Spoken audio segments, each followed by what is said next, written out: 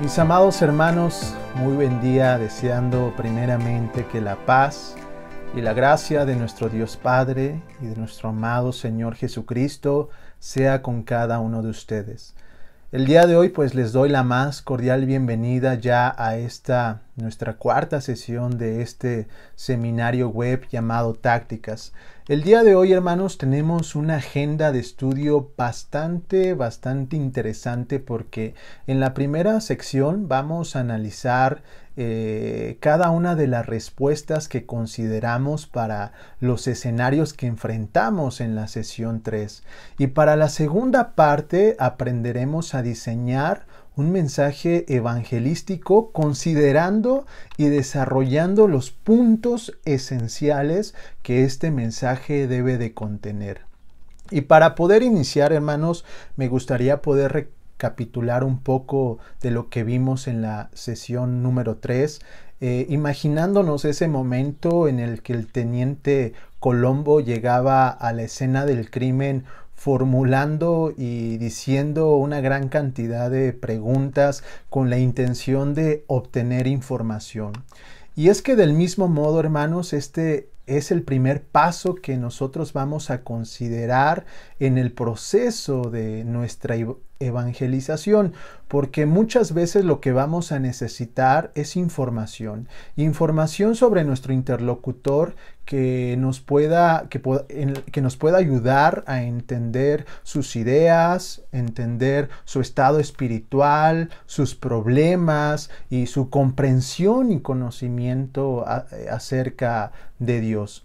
Incluso, hermanos, este paso es antes de poder presentar el Evangelio, porque como ya he insistido muchas veces, esta información nos va a permitir preparar por medio del Espíritu Santo un mensaje que sea adecuado y certero para esa persona.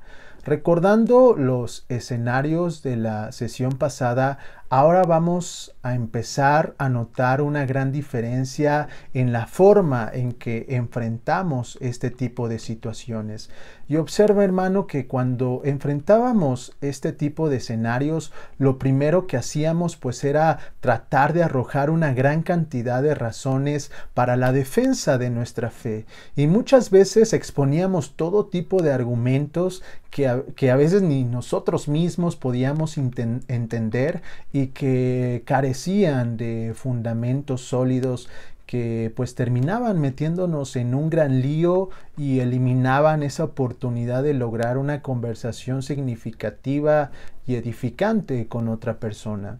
Y a causa de esta frustración por no tener muchas veces una respuesta adecuada, pues el enojo se hacía evidente fácilmente.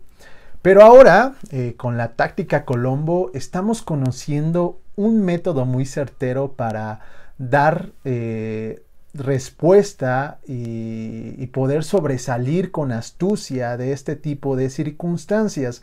Y lo haremos formulando preguntas diseñadas inteligentemente y preguntas que también nos van a librar de una gran tensión que a veces es innecesaria, hermanos, porque ahora nuestro primer paso es que no seremos nosotros los que tengamos que dar razón y exponer nuestros argumentos, sino que con estas preguntas vamos a pedir de forma amigable a nuestro interlocutor a que sea él el que profundice en sus pensamientos. Y esto pues no solamente nos va a librar de esa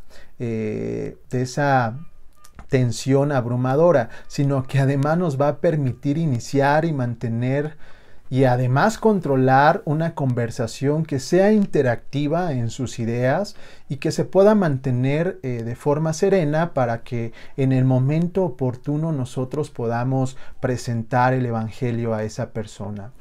Hermanos, ¿recuerdan la pregunta que le hizo el hermano Greg a la bruja de Wisconsin? Él le preguntó, ¿tiene esa estrella un significado religioso? Esta pregunta, hermanos, si se dan cuenta, fue una forma amigable de iniciar una conversación. Él no comenzó a señalarla de bruja, ni de pecadora, ni mucho menos. Y al final, pues al hermano le permitió descubrir con esta táctica debilidades en sus pensamientos y lograr dejarle una piedra en el zapato. Así que utilicen este tipo de preguntas, hermanos, para poder iniciar una conversación. Ahora quiero que pongan atención a la siguiente serie y estilos de preguntas que les voy a mostrar. Obsérvenlas con atención, por favor, hermano. Primer pregunta, ¿qué quiere decir exactamente? ¿Qué piensas tú sobre Dios? ¿Y cómo te sientes al respecto? ¿Qué conoces acerca de Jesús?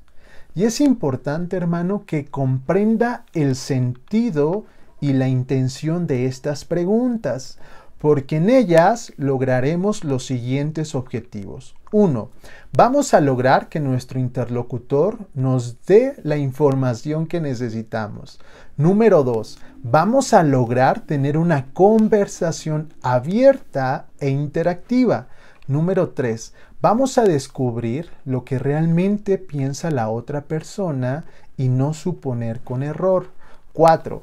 Vamos a mostrar interés y afecto por la persona que escuchamos. Otra cosa importante que quiero que consideren es que algunas veces entendemos mal lo que la otra persona nos quiere decir, pero esto se debe a que ella también está confusa en su punto de vista. Miren, hermanos, las personas se oponen al cristianismo en la mayoría de veces con razones que aún no han meditado ellos detenidamente. Y si es que esa objeción aún permanece en su mente sin ser reflexionada y pensada, es porque nadie le ha cuestionado la falta de claridad en su idea. Así que no se sorprendan, hermanos, cuando ustedes en este tipo de escenarios tengan que preguntar: ¿qué quieres decir exactamente? Y después de concluir la pregunta, se encuentren con una mirada de perplejidad. Créanme, hermanos, muchas personas no saben lo que quieren decir, porque solo repiten vagamente alguna información que han escuchado por medio de otra persona. Muy pocas de estas personas están realmente preparadas para presentar una objeción bien informada contra Dios. Y con la táctica Colombo, hermano, va a detectar o va a notar que cuando usted le pida a una persona que desarrolle con más detalle su preocupación, muchas de ellas se van a quedar sin palabras. Ahora, hermanos, quisiera utilizar un ejemplo muy común. Imagínese que está hablando con su vecino acerca de Dios. Lo quiere evangelizar porque usted ha sido testigo de su situación espiritual. Pero durante la conversación, él dice lo siguiente: mira, para convencerme me gustaría que me dieras evidencias acerca de la existencia de Dios. Y en esos 10 segundos, hermanos, usted recuerda lo que ha aprendido en la táctica Colombo. Y entonces le responde con la siguiente pregunta: ¿qué quieres decir exactamente? Es decir, ¿qué clase de evidencias necesitas? Históricas, filosóficas, arqueológicas, científicas. Bien, dime tú qué clase de evidencia necesitas. Y pues a él en ese momento se le ocurre decirle que necesita evidencias científicas. De acuerdo, dice usted, partamos de lo que significa para ti la naturaleza de una prueba científica. O dime, ¿qué es ciencia para ti? ¿O qué criterios científicos necesitas para aceptar y aprobar la existencia de Dios? Verá que en muchos de los casos, hermanos, el vecino se va a rascar la cabeza y no va a tener una respuesta concreta para usted. E incluso muchos de ellos ni siquiera van a pasar en la reflexión de qué tipo de evidencia necesita. Utilice esta táctica y va a descubrir que muchos se van a quedar con la mente en blanco porque solamente están afirmando algo vagamente, una afirmación que escucharon de alguna otra persona, pero que nunca han considerado reflexionarla con anterioridad. Y para seguir dándole más sentido a la táctica Colombo, quiero que recuerden las preguntas que se consideraron para dar respuesta a cada uno de los escenarios, porque la meta precisamente para cada una de estas preguntas era recabar información. Estas preguntas también nos van a permitir ganar tiempo y llevar la conversación hacia un camino más productivo. Y a continuación voy a dar la explicación de por qué se formularon algunas de estas preguntas.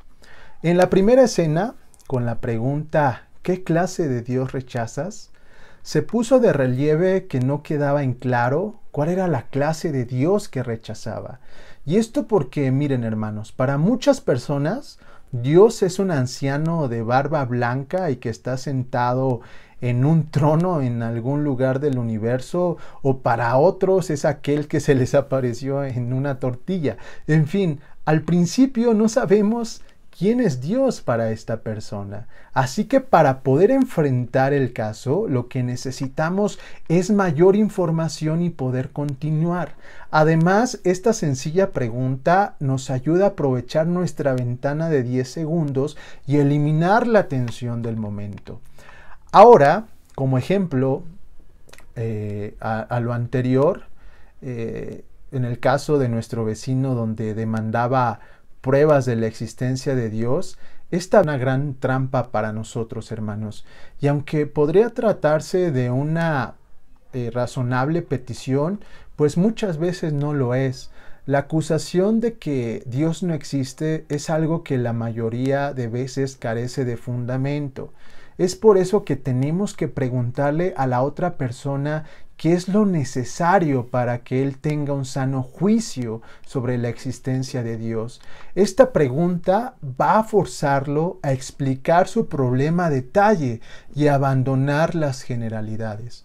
Fíjense ahora en esto. Creer en los duendes, mis hermanos, es irracional. Pero creer en Dios es como creer en los átomos. ¿Sabe qué es un átomo? Un átomo es la unidad más pequeña de la materia de un químico. Y los átomos son microscópicos. A simple vista, pues estos no se pueden ver.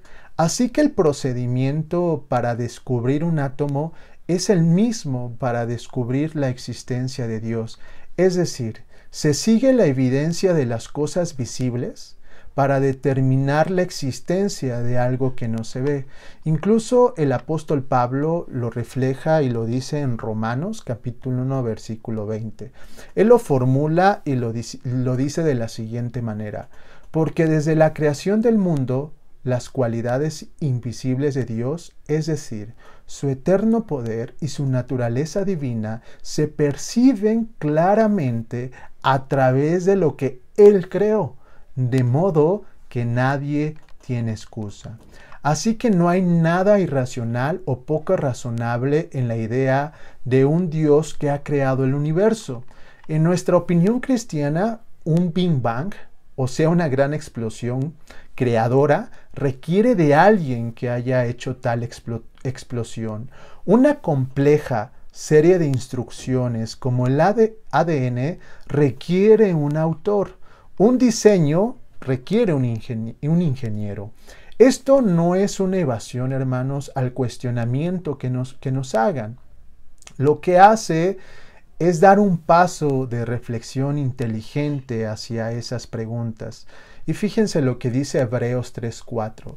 Porque toda casa tiene su constructor, pero el constructor de todo es Dios.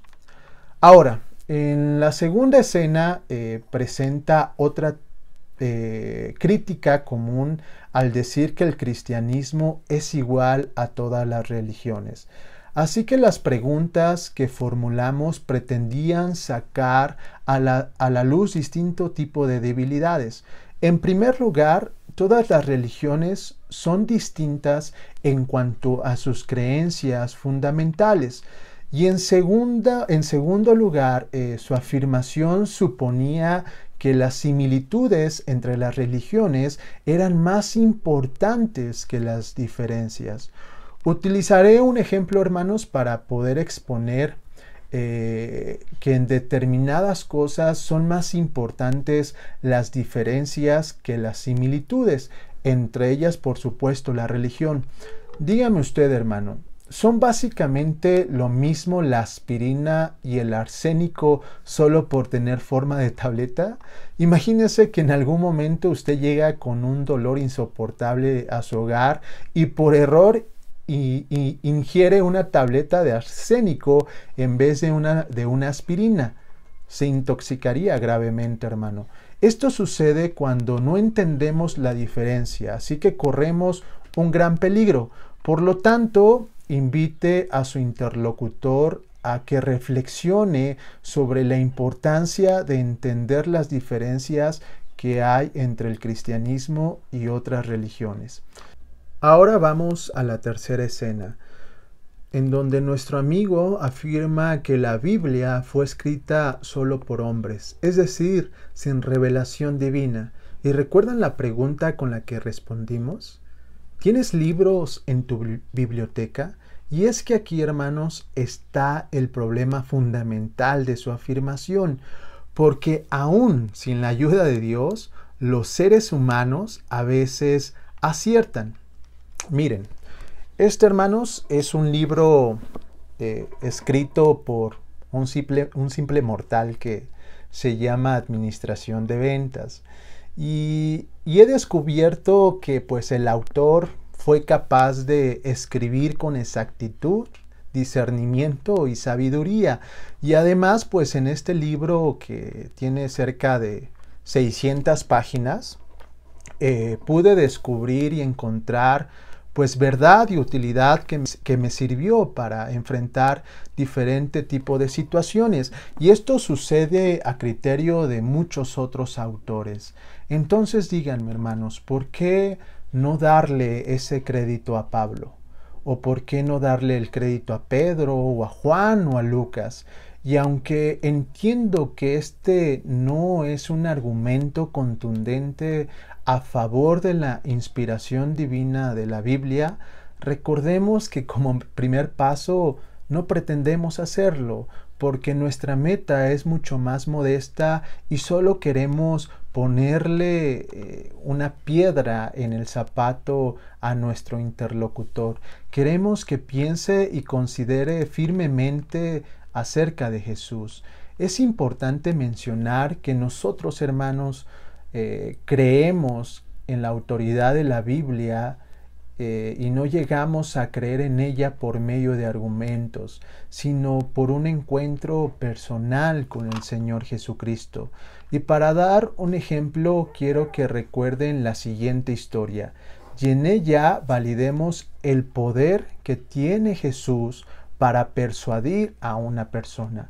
Vamos a Juan, al capítulo 7, del versículo 45 al 53. Entonces los alguaciles vinieron a los principales sacerdotes y fariseos, y estos le dijeron: ¿por qué no lo trajisteis? Los alguaciles respondieron: jamás hombre alguno ha hablado como este hombre habla. Entonces los fariseos les contestaron: ¿es que también vosotros habéis dejado engañar? ¿Acaso ha creído en él alguno de los gobernantes o de los fariseos? Pero esta multitud que no conoce de la ley, maldita es. Nicodemo, el que había venido a Jesús antes y que era uno de ellos, les dijo: ¿acaso juzga nuestra ley a un hombre a menos que lo oiga primero y sepa lo que hace? Respondieron y le dijeron: es que tú también eres de Galilea. Investiga y verás que ningún profeta surge de Galilea. Y cada uno se fue a su casa. Ven, hermanos, los principales sacerdotes y fariseos habían enviado alguaciles para arrestar a Jesús. Pero estos regresaron con las manos vacías. ¿Y por qué creen, hermanos?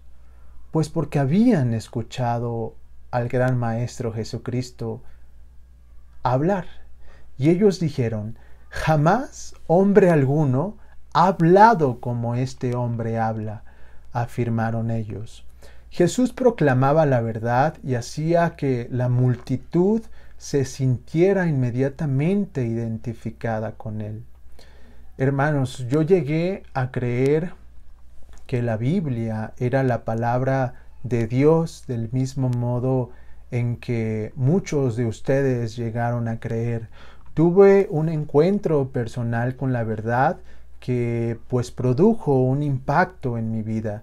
Así que si ustedes quieren que los escépticos crean en la Biblia, les aconsejo que no se enganchen tanto en el debate de la inspiración y que mejor los inviten a escuchar la palabra de Dios para que ellos adopten y sean convencidos como los aguaciles personalmente por las palabras de Jesús y que dejen que el Espíritu Santo haga el trabajo más duro.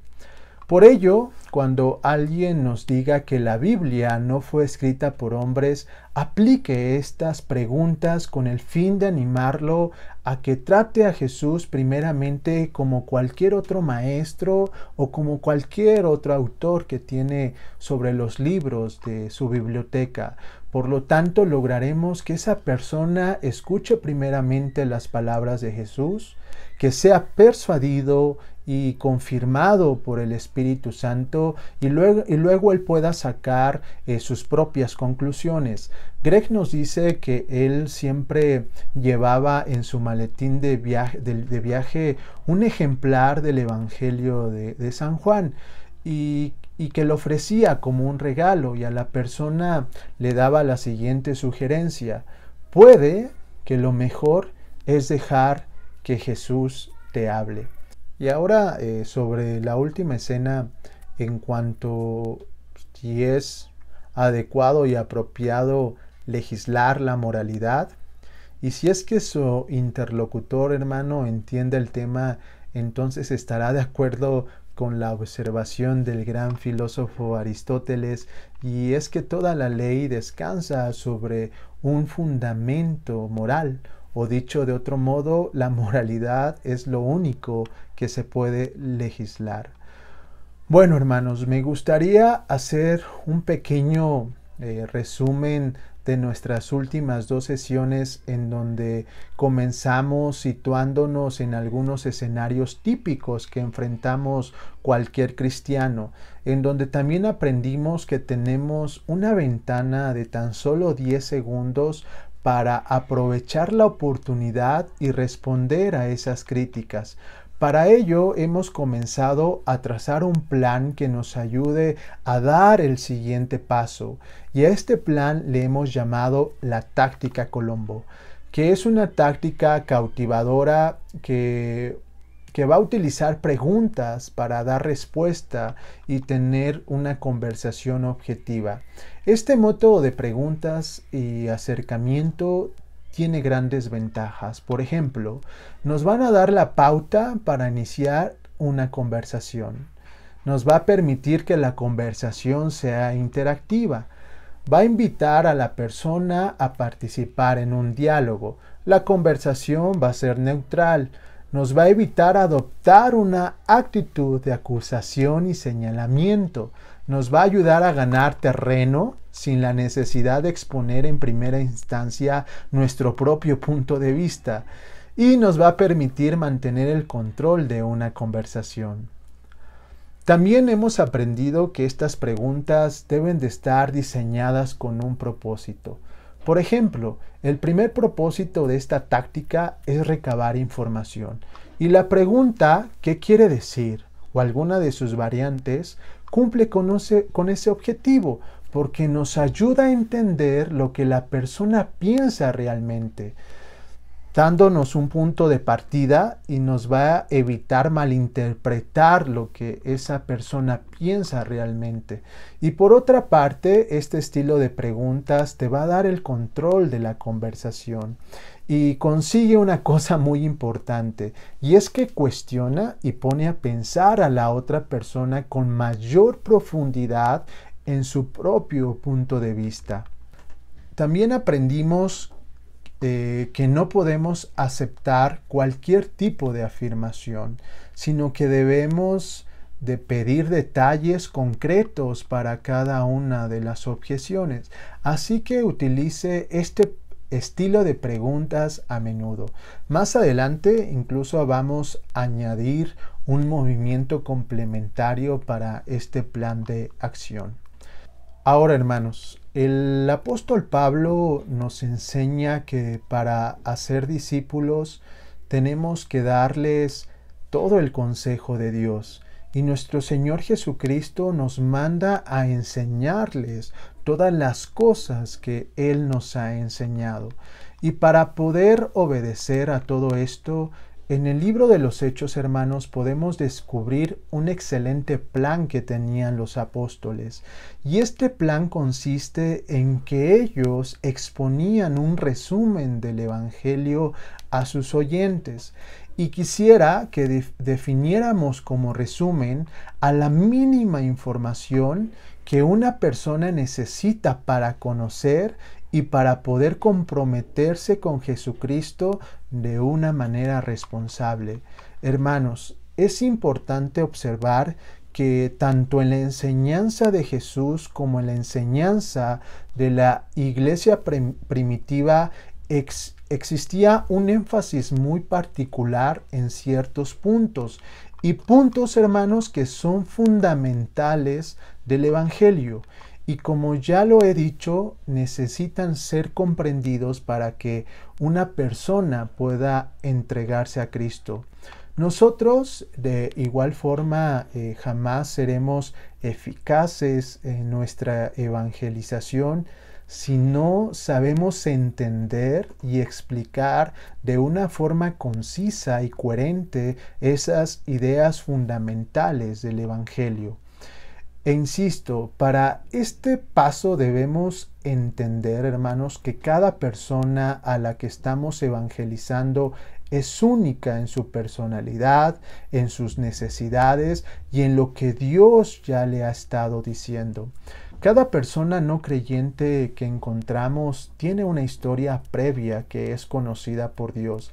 Así que muchas veces la evangelización tiene que ser llevada de forma natural y espontáneamente. Así que, como lo he dicho en repetidas veces, hemos de escuchar con sensibilidad y cariño a la otra persona y buscar la dirección del Espíritu Santo para exponerle la verdad. Tendremos que tocar entonces aquellos puntos del Evangelio que más afectan a esa persona con la que estamos hablando. Y no podremos, hermanos, aplicar esto mecánicamente para todas las personas, como si todas ellas fueran iguales. Y aunque también es cierto que muchos de nosotros somos iguales en ciertos aspectos, esto no significa que tengamos que presentar el mensaje de la misma forma o con el mismo enfoque. Es decir, si una persona ya cree en la existencia de Dios, ¿para qué tendríamos que insistir en ese punto? Tendremos que hacerles preguntas a nuestros oyentes y escuchar sus respuestas para descubrir los temas que tienen que ser tratados y saber con cuál de ellos debemos de empezar. Por lo tanto, la elección de la estructura de nuestro mensaje dependerá de lo que hemos descubierto al escuchar al no creyente, y quizá sea necesario complementar el Evangelio con la apologética o con algún testimonio personal para aclarar muchas de sus dudas y poder crear una sed espiritual o curiosidad en esa persona. Observen los siguientes verbos del Nuevo Testamento: dar testimonio, persuadir, predicar, proclamar. Estos verbos nos demuestran que la evangelización solo es completa cuando incluye apologética, testimonio personal y la proclamación del Evangelio. Ahora, el resumen que voy a enseñarles a continuación pretende subrayar los puntos más básicos del Evangelio, aunque por supuesto no queda de ninguna manera limitado a ellos. Esta es una guía con la que pretendo ayudarles a que sean capaces de elaborar, dominar y exponer un mensaje evangelístico que esté sustentado por un resumen del Evangelio y que su interlocutor tenga la información necesaria para tomar una decisión informada, reflexionada y responsable acerca de Jesús. Y este resumen se puede identificar en 4 palabras o frases. 1. Dios. 2. El hombre. 3. Jesucristo. Y 4. Nuestra respuesta a la salvación.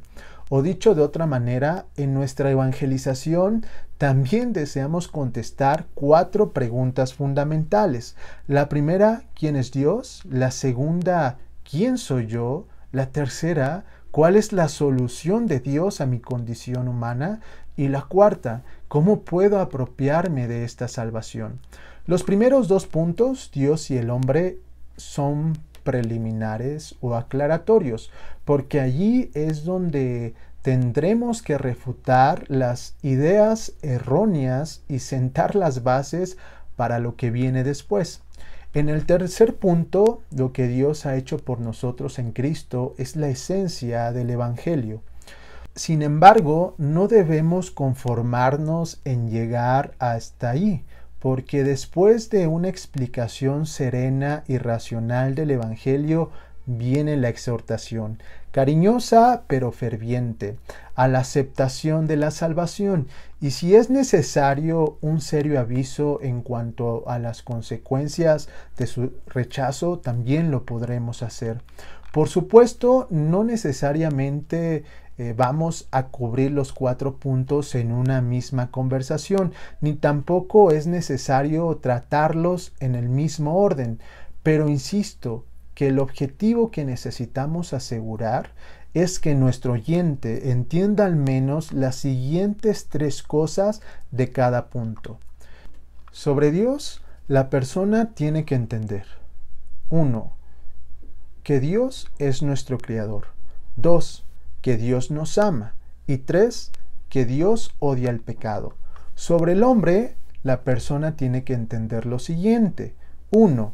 Que fue creado por Dios y para Dios. 2.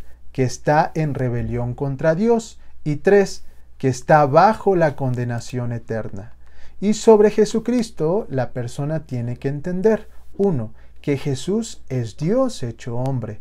2. Que Jesús murió en nuestro lugar. Y 3. Que Jesús resucitó para dar nueva vida. Y sobre nuestra respuesta, la persona tiene que entender lo siguiente: 1. Que debemos de arrepentirnos. 2. Que debemos de creer. Y 3. Que debemos de recibir a Cristo como Señor y Salvador. Y por supuesto, hay maneras de exponer estas ideas. Así que es importante que primeramente nosotros las comprendamos y logremos dominarlas de una forma fiel. Por lo tanto, a continuación, con la ayuda de algunos versículos y argumentos, les enseñaré a sacarle provecho a cada uno de estos puntos y que puedan ser aprovechados para el diseño de su mensaje evangelístico.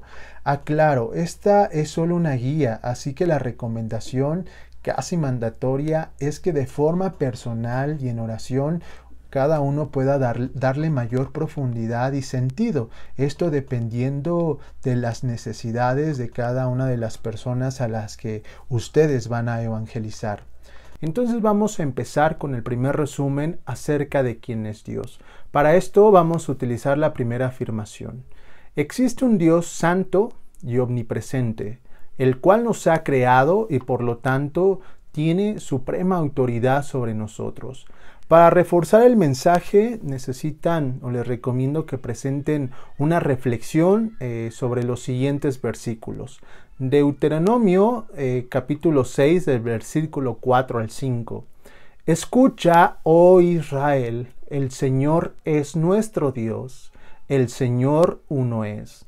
Amarás al Señor tu Dios con todo tu corazón, con toda tu alma y con toda tu fuerza. Salmo 24:1. Del Señor es la tierra y todo lo que hay en ella, el mundo y los que en él habitan. Ahora también les recomiendo agregar en su resumen el siguiente argumento.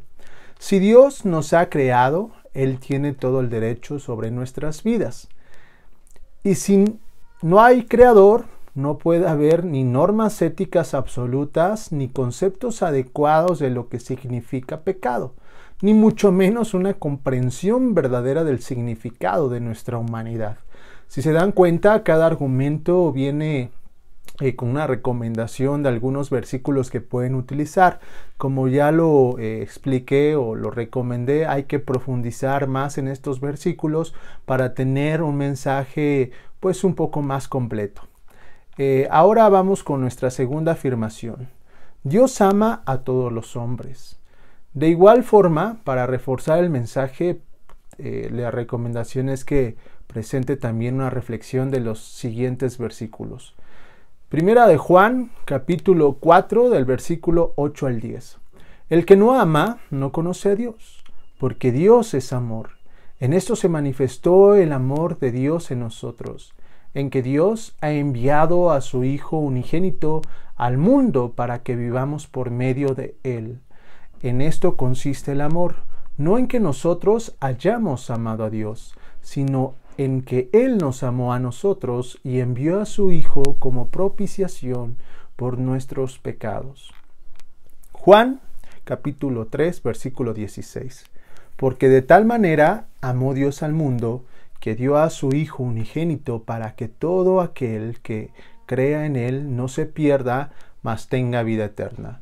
También como recomendación presente el siguiente argumento, también con sus versículos de apoyo. El amor de Dios se manifiesta supremamente en la redención que Él ha provisto y que le ha sido muy costosa. Dios no quiere que los hombres mueran. A través de la historia, Él envió profetas que fueron rechazados y perseguidos por los hombres. Finalmente envió a su Hijo que fue crucificado. Tercera afirmación.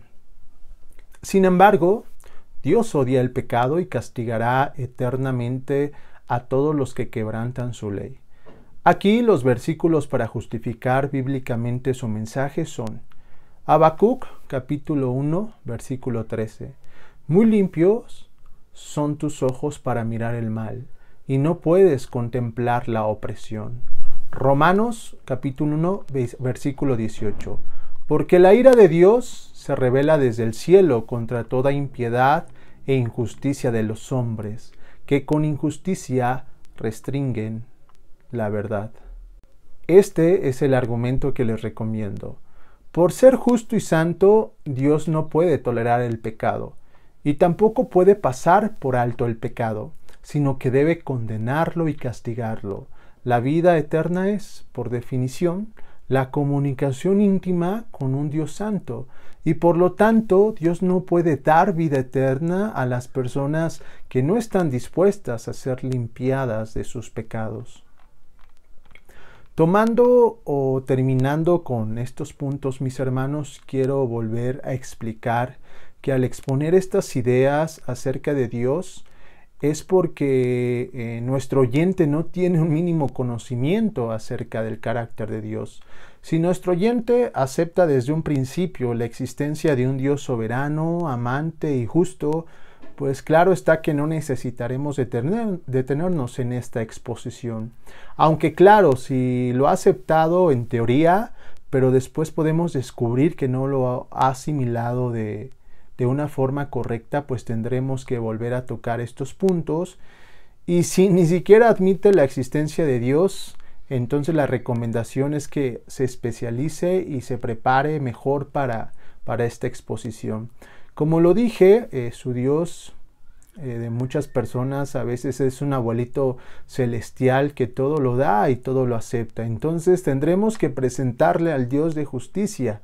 Si su Dios es un ser distante, frío, incomprensible, habremos entonces que presentarle al Dios de amor y al Dios y Padre de nuestro Señor Jesucristo. En la siguiente sesión les daré la guía para poder hacer un resumen sobre los siguientes 3 puntos. El objetivo es que ustedes puedan ir complementando este mensaje, puedan ir desarrollando el mensaje que quieren predicar y que quieren enseñar. Entonces, prepárense con cada una de estas recomendaciones y más adelante podremos ir complementando y completando este mensaje, mis hermanos. Y para concluir, quiero recordarles que la timidez también es algo que para muchos perjudica su avance en la evangelización. Y esto a causa del miedo que sentimos de hablar con otras personas. Y esto sucede porque no estamos acostumbrados a hacerlo. Y para lograr, mis hermanos, que esta situación difícil se transforme en algo más sencillo, tenemos que practicar y practicar constantemente. Y aunque el miedo y la ansiedad no se van a eliminar de nuestro ser por completo, sí vamos a aprender a dominarlo. Así que si usted quiere ganar y conquistar esa seguridad, tiene que hacer lo único que lo va a ayudar: prepararse. Y con prepararse no estoy diciendo que tenemos que aprendernos de memoria nuestro mensaje, porque muchas veces esto, además de ser frustrante, créanme que no es nada efectivo. Porque si aprendemos el mensaje palabra por palabra, muy probablemente lo vamos a olvidar a la hora que estemos frente a la otra persona. Pero entonces, ¿cuál es mi recomendación para preparar un mensaje? Mira, hermanos, una verdadera preparación significa tener una reflexión detenida sobre los temas. Es decir, debe de reflexionar sobre cada tema hasta que llegue a entenderlo y a madurar en ese conocimiento. Le recomiendo también que utilice sus propias experiencias con el Señor, porque esto le va a permitir exponer su mensaje con mayor fluidez y con mayor seguridad. Después de hacer esta reflexión sobre el tema y sobre sus experiencias, entonces le recomiendo que en alguna herramienta de texto registre sus ideas en pocas palabras, las que sean necesarias, mi hermano, y que después ordene esas ideas conforme a la presentación e intención de su mensaje, con el propósito de que este texto sea una guía de su diálogo y de su expresión. ¿Verdad que este método pues es muy fácil? Solo requiere concentración y una ferviente oración para poder recibir la guía y la revelación del Espíritu de Dios. Y como ya lo dije en la sesión anterior, indudablemente después tiene que practicar este mensaje, porque de esta manera descubrirá si hay alguna falla en su exposición y hallará cuál es la forma más correcta de expresarla. Así que le recomiendo que se sumerja en cada uno de los temas, porque después de practicarlo debe de adquirir la inspiración del Espíritu Santo, porque debe de avivar el fuego de la fe en cada mensaje, y para esto debe de ir a su Biblia, a sus líderes si es necesario, investigar los aspectos necesarios de su mensaje y recuerde, así el Espíritu Santo logrará que sus oyentes quieran ser mejores después de escucharlos. Hasta aquí la sesión del día de hoy, mis hermanos. Les agradezco su atención. Estén atentos a sus tareas que les enviará mi hermana Ale Castillo. Les envío un cordial saludo a cada uno de ustedes, deseando que la paz, la gracia y el poder y conocimiento de nuestro Señor Jesucristo y de nuestro Dios Padre sea con cada uno de ustedes. A Él sea la gloria, mis hermanos, por Él hacemos este trabajo para que su nombre sea glorificado por toda la faz de la tierra. Así que animados, hermanos, y a seguir adelante con el Señor. Yo espero verlos pronto.